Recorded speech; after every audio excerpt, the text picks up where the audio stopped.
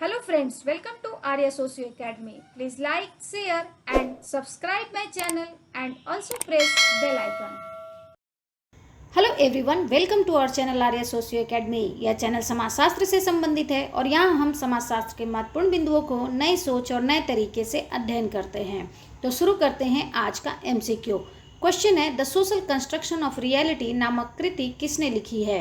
ए. Peter L Berger, B. Thomas Luckmann, C. Berger तथा Luckmann, D. उपयुक्त में से कोई नहीं। तो यह एक बुक का नाम है। इस बुक का नाम किससे संबंधित है यह हमें बताना है। The social construction of reality, यह बुक बर्जर और लकमैन महोदय की है। तो फर्स्ट का आंसर तो हमें मिल गया सी। इसी तरह से कुछ और बुक्स के नाम भी हमें जान लेने चाहिए जो एग्ज़ाम की दृष्टि से बहुत ही इम्पॉर्टेंट है। ये सारे बुक्स हमें या तो मैचिंग के रूप में या वन लाइनर के रूप में ज़रूर आते हैं। तो बर्जर की कुछ और बुक भी देख लीजिए। इनकी बुक है invitation to sociology, invitation to sociology. Next इनकी बुक आ जाती है the sacred canopy, the sacred canopy. अगली बुक की बात करें तो इनकी बुक है द होमलेस माइंड। मैं उन्हीं बुक की बात करूंगी जो बुक एग्ज़ाम की दृष्टि से इम्पॉर्टेंट होते हैं। बहुत सारे बुक होते हैं लेकिन हम कुछ इम्पॉर्टेंट बुक्स को ज़रूर याद रखते हैं। नेक्स्ट इनकी बुक होती है facing up to modernity, facing up to modernity.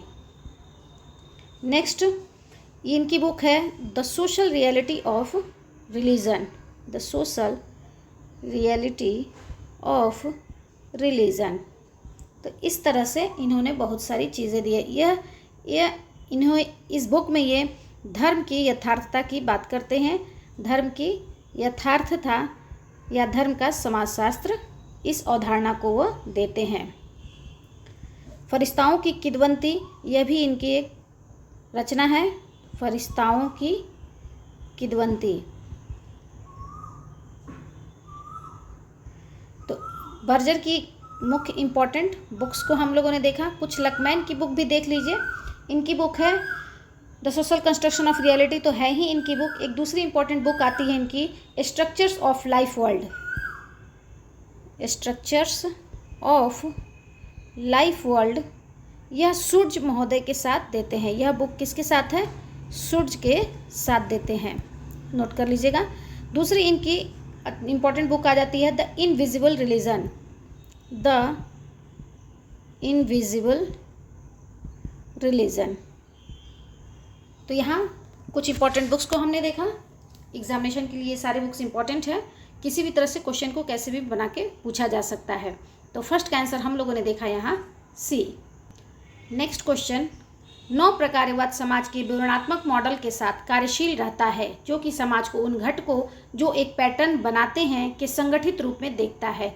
यह विचार किसका है? A. P. Colomy, B. Jeffrey Alexander, C. Parsons, D. Merton. तो यहाँ 9 प्रकारवाद की बात हो रही है। 9 प्रकारवाद किससे संबंधित है? अलेक्जेंडर महोदय से संबंधित है। तो आंसर तो हमारा मिल गया बी। अलेक्जेंडर महोदय कहते हैं कि समाज में पार्सन्स ने जिस सामाजिक व्यवस्था की बात की है वह सामाजिक व्यवस्था में सिर्फ यह स्थिरता को देखते हैं। तो इसके साथ साथ कहते हैं कि समाज में केवल स्थिरता नहीं होनी चाहिए, समाज में परिवर्तन भी होना चाहिए। समाज में सिर्फ सहयोग ही नहीं होता, समाज में संघर्ष भी होता है। तो इसलिए अलेक्जेंडर 9 प्रकारवाद की अवधारणा के साथ साथ यह 9 वामपंथवाद, वामपंथ मार्क्सवाद की भी अवधारणा देते हैं। तो अलेक्जेंडर की बात हो गई। पार्सन्स वे सामाजिक संरचना की बात करते हैं, सामाजिक क्रिया की बात करते हैं, सामाजिक क्रिया की बात करते हैं, सामाजिक व्यवस्था की बात करते हैं। सामाजिक व्यवस्था को मूल किसे मानते हैं? परिस्थिति और भूमिका को मानते हैं।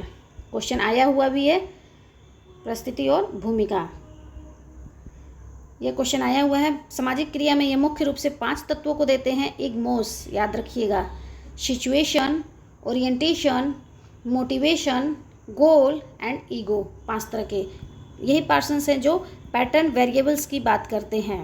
पैटर्न वेरिएबल्स, प्रतिमान चर जिसे बोलते हैं। ये एजिल मॉडल भी देते हैं। इसी के आधार पर ये कहते हैं कि समाज में क्या स्थिरता बनी रहती है। मर्टन को देखें तो मर्टन आपको संदर्भ समूह की चर्चा करते हैं। संदर्भ समूह की चर्चा करते हैं। मर्टन मध्य अभिसीमा सिद्धांत देते हैं।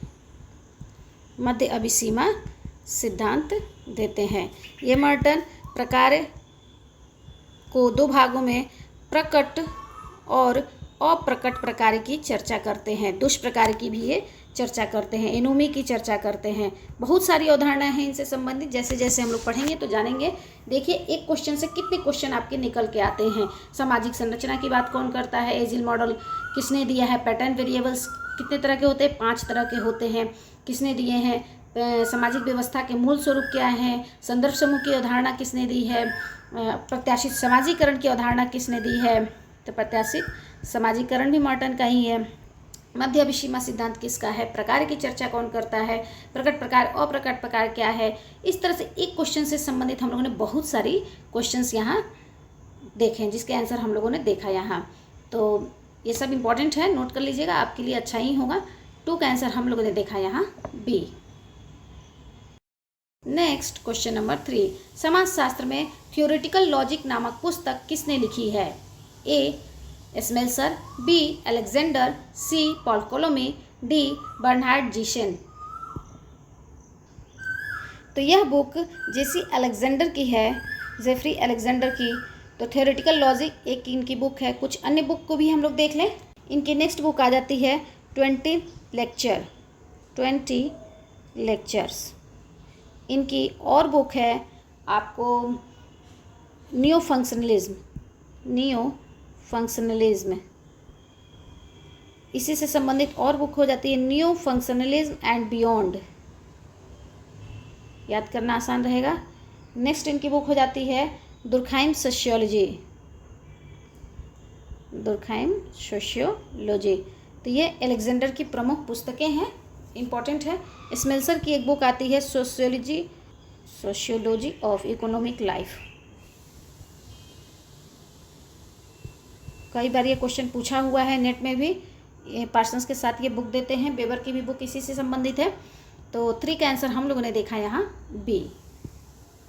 नेक्स्ट क्वेश्चन, 9 प्रकारवाद को किन समस्याओं की जरूरत थी जिससे कि वो विजयी हो सके। ए प्रतिवेष्टिवाद तथा आदर्शवाद, बी परिवर्तन विरोध तथा अनुभाविक विरोधी पूर्वाग्रह, सी ए और बी दोनों, डी उपयुक्त में से कोई नहीं। तो 9 प्रकारवाद अलेक्जेंडर महोदय पार्सन्स की जो सामाजिक व्यवस्था की बात करते हैं, सामाजिक व्यवस्था में जिसमें कहते हैं कि सामाजिक व्यवस्था क्या है, यथावत बनी होती है, परिवर्तन नहीं होता। तो इसी में वो कहते हैं कि वह परिवर्तन का, सामाजिक व्यवस्था परिवर्तन का विरोधी है और वह रूढ़िवादी है, आदर्शवादी है और अनुभाविक विरोधी अभिमति रखता है। तो इन सब के एगेंस्ट में 9 प्रकारवाद की अवधारणा दी जाती है। तो इस तरह से हमारा आंसर निकल गया यहाँ। आदर्शवाद को भी ये नकारते हैं, प्रतिवेष्टिवाद को भी नकारते हैं, अर्थात परिवर्तन का विरोध करते हैं, और अनुभाविक विरोधी पूर्वाग्रह, ये सभी चीज़ें क्या हैं, इन सब से इसे पार पाना है, किसे, 9 प्रकारवाद को। तो उससे हमारा आंसर हो जाएगा सी, ए और बी दोनों। नेक्स्ट क्वेश्चन, उत्तर संरचनावाद के संदर्भ में किसने तर्क दिया कि स्टेज मंच पर जो कुछ होता है वह उसी को प्रतिरूपित करता है जो वास्तविक जीवन में होता है। ए फूको, बी गिडिंग्स, सी दरिदा, डी डेनियल बेल। तो इसका आंसर हमारा होगा यहाँ सी दरिदा। दरिदा एक उत्तर संरचनावादी हैं, यहाँ उत्तर संरचनावाद लिखा ही है, उत्तर संरचनावादी हैं, और यह विखंडन की अवधारणा देते हैं, यह डिफर एंड डेफर में अंतर करते हैं। फूको की बात करें तो फूको भी उत्तर संरचनावादी हैं, यह विमर्श की अवधारणा देते हैं, ज्ञान शक्ति का संबंध बताते हैं, ज्ञान शक्ति और व्यक्ति, इन तीनों का संबंध बताते हैं। डेनियल बेल, इनकी बुक बहुत फेमस है, the coming of post industrial society.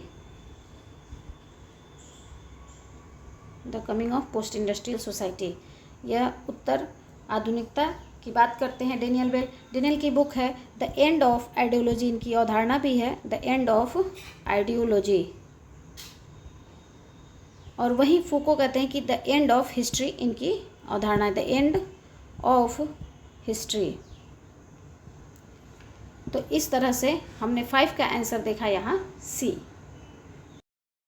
Next question 6, स्ट्रक्चरेशन सिद्धांत में एजेंसी तथा संरचना का एकीकरण किसने सुस्पष्ट किया था? ए फूको, बी डेरिडा, सी गिडिंग्स, डी बर्नस्टीन।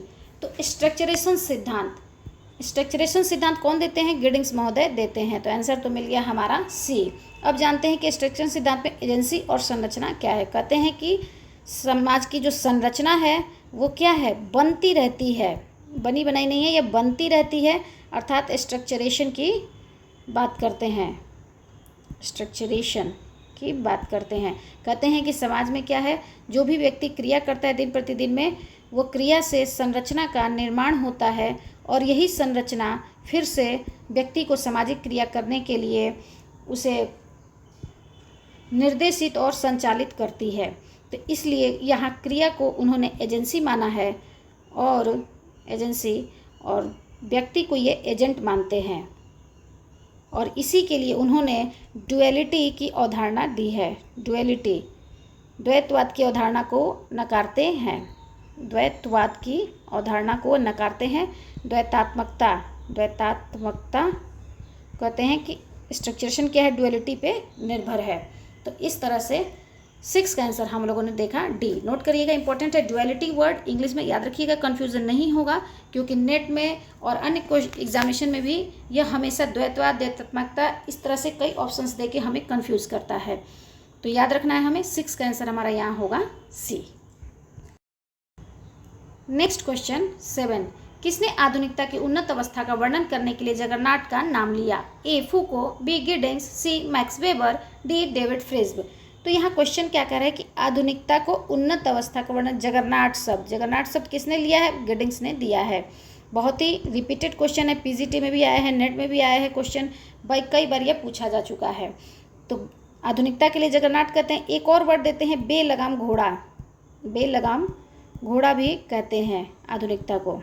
कहते हैं कि आधुनिकता के मुख्य रूप से 4 लक्षण बताए हैं, जिसमें उन्होंने उद्योगवाद पहला, दूसरा पूंजीवाद, तीसरा राष्ट्र राज्य, और चौथा निगरानी राज्य या सैनिकवाद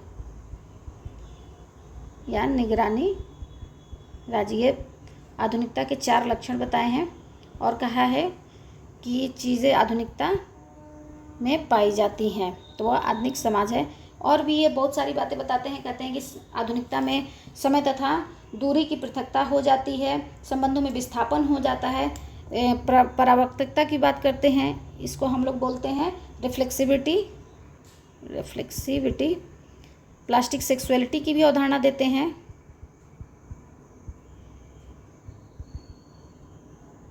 साथ ही यह बोलते हैं कि आधुनिक समाज में पहचान का संकट हो गया है या अस्तित्व का संकट भी इसके लक्षण बताते हैं। तो इस तरह से गिडिंग से संबंधित बहुत सारी जानकारियां हम लोगों ने देखा। 7 का आंसर हमारा यहाँ हो गया बी।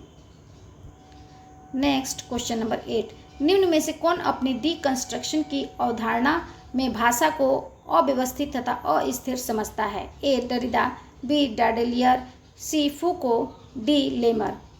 तो डीकंस्ट्रक्शन अभी हम लोगों ने पिछले क्वेश्चन में चर्चा की। तो डीकंस्ट्रक्शन की बात कौन करता है? दरिदा, अर्थात विखंडन की बात दरिदा करते हैं। तो दरिदा से संबंधित कुछ और जानकारियां हम लोग देख लेते हैं।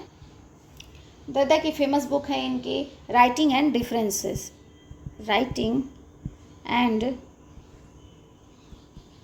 डिफरेंसेस। इनकी बुक है मार्जिन ऑफ फिलोसफी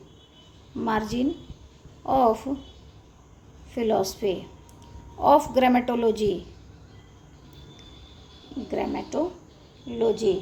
इनकी और बुक आती है द ट्रूथ ऑफ पेंटिंग। लोगोसेंट्रिज्म की अवधारणा देते हैं। तो इस तरह से बहुत सारी चीज़ें हम लोगों ने देखा दर्जा से संबंधित। 8 का आंसर हमारा यहाँ हो गया ए। नेक्स्ट क्वेश्चन नंबर 9, सिद्धांतवादियों का समीक्षात्मक संप्रदाय आर्थिक निश्चयवाद तथा सामाजिक जीवन के अन्य पहलुओं का असंतुलन किस प्रकार ठीक करता है? ए, आर्थिक तथा सामाजिक क्षेत्र पर ध्यान केंद्रित करके, बी, आर्थिक तथा ऐतिहासिक क्षेत्र पर ध्यान केंद्रित करके, सी, आर्थिक तथा सांस्कृतिक क्षेत्र पर ध्यान केंद्रित करके, डी, आर्थिक तथा उत्पादक क्षेत्र पर ध्यान केंद्रित करके। क्वेश्चन कह रहा है कि समीक्षात्मक संप्रदाय अर्थात क्रिटिकल स्कूल वाले जो हैं, जो मार्क्सवाद से संबंधित हैं, जो आलोचनात्मक संप्रदाय वाले हैं, वो आर्थिक निश्चयवाद और सामाजिक जीवन के जो बहुत सारे पहलू हैं उनके बीच संतुलन कैसे ठीक होगा, यह हमें पूछ रहा है क्वेश्चन। तो क्वेश्चन में कह रहा है कि आर्थिक निश्चयवाद या जो आलोचनात्मक संप्रदाय से संबंधित हैं वो कहते हैं मार्क्स को अपना आधार मानते हैं, और मार्क्स हमेशा क्या है, इतिहास की बात करते हैं, ऐतिहासिक द्वंद्ववाद की बात करते हैं। तो जिसमें वो आर्थिक को प्रमुख रखते हैं और इतिहास को देखते हुए फिर से वैसी ही कल्पना करते हैं। तो इसलिए इस क्वेश्चन का आंसर हमारा यहाँ बन जाएगा बी। तो 9 का आंसर हम लोगों ने देखा यहाँ बी। नेक्स्ट क्वेश्चन 10, प्रसिद्ध पुस्तक the phenomenology of the social world किसकी है? A, Peter Berger, B, लकमैन, C, Alfred शुर्ज, D, Habermas. तो यह एक बुक है the phenomenology of the social world, यह बुक है अल्फ्रेड शुर्ज महोदय की। तो 10 का आंसर हमारा मिल गया यहाँ बी। कुछ और बुक्स की चर्चा हम लोग कर ले अल्फ्रेड शुर्ज की, जो कि इंपॉर्टेंट है। इनकी बुक है collected papers, the structure of life world. ध्यान रखिएगा यह बुक लकमैन के साथ मिलकर शुर्ज महोदय लिखते हैं। तो यह 2 बुक इनकी इंपॉर्टेंट है। शुर्ज महोदय की और चर्चा करें तो यह स्टॉक ऑफ नॉलेज की बात करते हैं, स्टॉक ऑफ नॉलेज की बात करते हैं, सोशल वर्ल्ड की बात करते हैं, यह टाइपिफिकेशन की चर्चा करते हैं,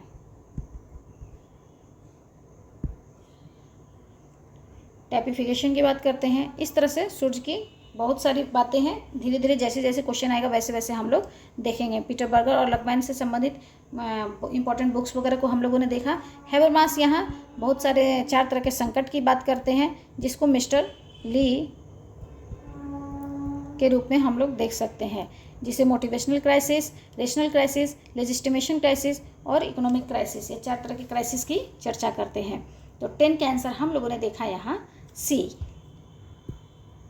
नेक्स्ट क्वेश्चन नंबर 11, प्रघटनावादी समाजशास्त्र का जनक किसे माना जाता है? ए, गिडिंग्स, बी, अल्फ्रेड शुर्ज, सी, अल्थुजर, डी, दरिदा।